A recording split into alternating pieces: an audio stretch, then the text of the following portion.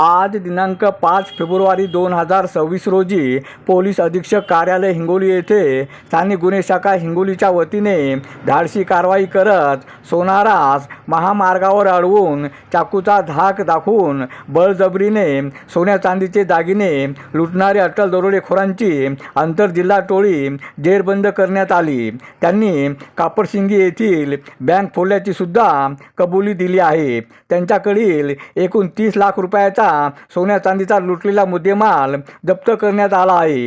ही कार्यवाही पोलीस अधीक्षक डॉक्टर नीलाभ रोहन, अपर पोलीस अधीक्षक कमलेश मीना, राजकुमार केंद्रे, उपविभागीय अधिकारी मोहन भोसले, स्थानिक गुन्हे शाखेचे सहाय्यक पोलीस निरीक्षक शिवसाब घेवारे, पोलीस उपनिरीक्षक दिलीप मोरे, सहाय्यक पोलीस निरीक्षक दीपक मस्के, पोलीस उपनिरीक्षक रविकिरण खंदारे, भुजंग कोकरे, नितीन गोरे, आकाश टापरे, गजानन पोकळे, दत्ता नागरे, नरेंद्र साळवे, प्रणिता मोरे, पांडुरंग राठोड, संदीप जाधव, साईनाथ कंठे, प्रदीप झुंगरे यांनी केली आहे।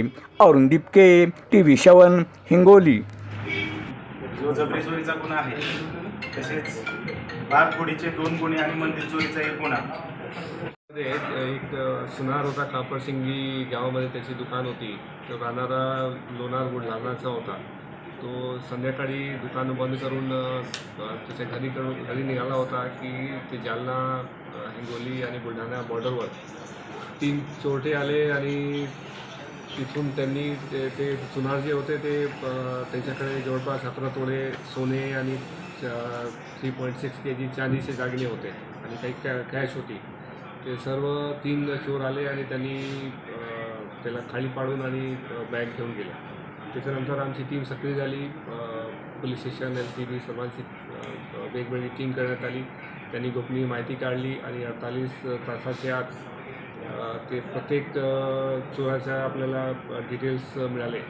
त्याच्यानंतर 12 तासामध्ये सर्व आरोपींना ताब्यात घेण्यात आले आणि त्याच्यानंतर आरोपीकडून जे काही रिकव्हरी होती 100% रिकव्हरी करण्यात आलेली आहे।